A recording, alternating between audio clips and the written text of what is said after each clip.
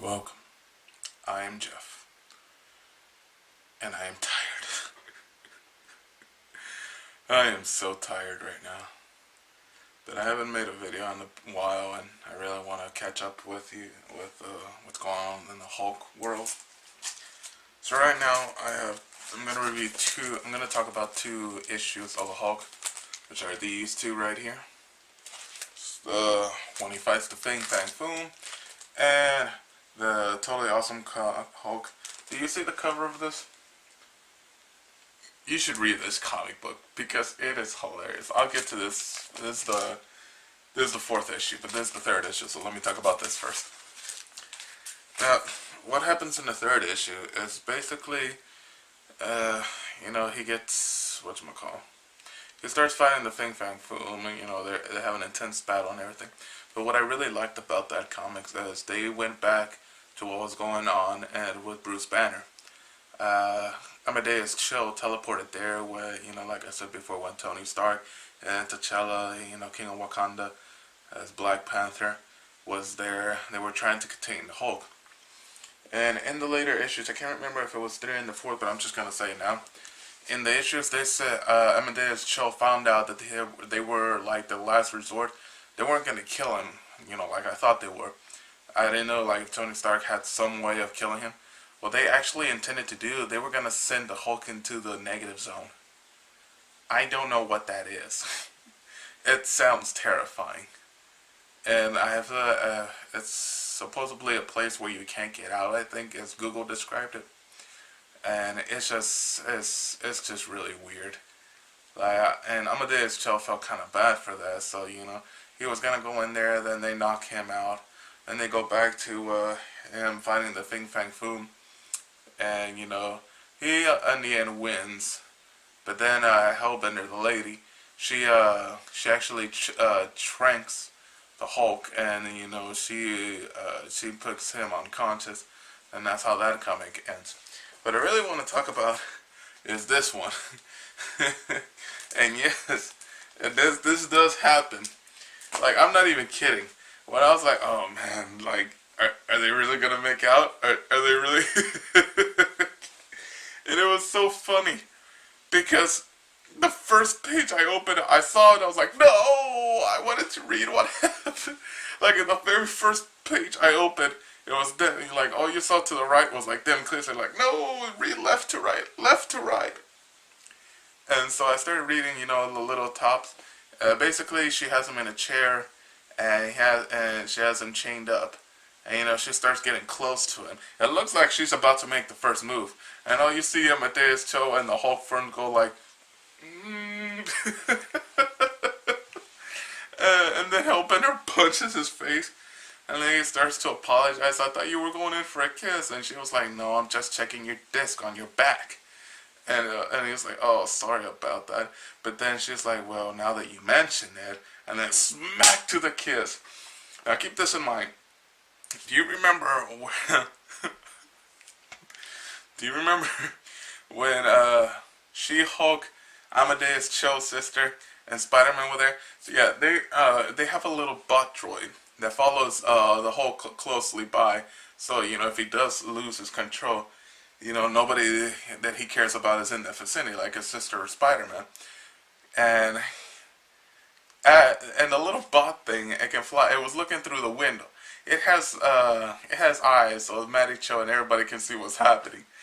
And then, like, the next clip down, when you read the comic, all you see is a perfect facial expression of what a relative would have when he or she sees you kissing somebody. It was just like pure disgust. It was like, ah!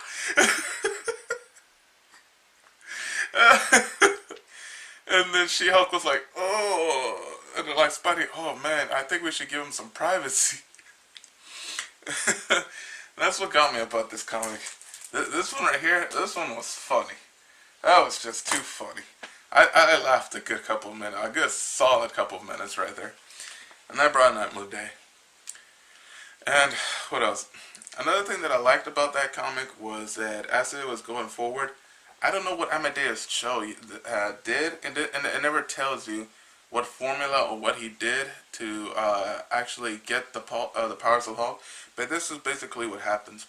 The Bruce Banner Hulk, he was, like I said before, he was radioactive. He was about to blow, and Amadeus Cho got into, like, he was underwater, okay, because radiation produces a lot of heat, so they had to keep him underwater.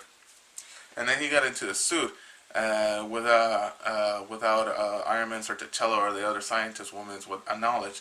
They thought that they knocked him out. Apparently he wasn't knocked out. He was smart enough to know how to counter that. So he got into the suit. He went in near the guy, and I was like, man, I'm sorry. He was just feeling remorse for Bruce Banner, because it was like, all this time, he's basically was telling him, all this time you had this power that you never wanted, so why not give it to someone who always wanted it? And he grabbed the Hulk. I don't know what he did. It never tells you what he did, but it just shows his power, the Hulk's, Bruce Banner's Hulk, transferring his power, and then he's slowly going back to his normal state, and then he shows Amadeus Cho absorbing that power, and it's like, and then when Bruce Banner realized what he did, he began to cry. I thought it was because he finally felt free, from the suffering. And even in the comic books, Amadeus Cho said, "It's okay, Bruce. You don't need to cry anymore. You're free." And then Bruce Banner says something that made me remember how much of a burden this was on him. How much of strength and hard to control monster the Hulk was to him. He was crying, and he said, like, "Oh kid, I'm crying for you." And then Amadeus Cho was like, "What?" And in that instant, he was bombarded with this power and his anger and his rage. He was like, trying to fight it. I was like, "Oh snap, what's going on? What's going on?" And as the comic books unfold, what's it called? Lady Hellbender animals, the ones that she already had on her ship, they start falling down, and he has to go back and attack it, and then put them back, and everything is good. And in the end, one more kiss, and then they say their goodbyes as she rounds up all her animals. The thing is this, and throughout these comics, they show, I can't remember if I mentioned this or not, but they show Amadeus Cho's psyche. And basically it's a runaway vehicle, or it's a very big vehicle, and in the trunk or in the back seat is the Hulk. Now I don't know, I have never read the comics when Bruce Banner was the Hulk. I don't know what his psyche was like, but in this site and Amadeus Cho's psyche, it's a runaway vehicle, or it's a very big powerful vehicle, and the Hulk is always in the trunk, or taped in the trunk. You can see tape that was on the trunk, and you can see the Hulk trying to escape and trying, to protect himself, because, if he dies, if the host he's inhabiting dies, he dies. And, it was just really weird. But I also like that because, it shows that, he does have difficulty controlling, like I said in the past. And one thing that in the end, what I really liked about it is he was passing through his sister's vehicle, and in the reflection, it caught the eye. And it shows in the clip on the comic that it shows that him passing by, and he sees the Hulk, and then he was like, "What?" And he turns around real quick, but he sees himself. Even Amadeus shows he has a better better control of the Hulk. We're always kept, we always are kept informed. Sorry, I'm a little tired. We're always kept informed that the Hulk is something powerful. It is something real to them. It is something immense, and in any slip, it can be let out, and it could lose control. And that's just something that was beautifully shown and described throughout these comics. And that's why I have a great deal of respect for the people who write this and the people who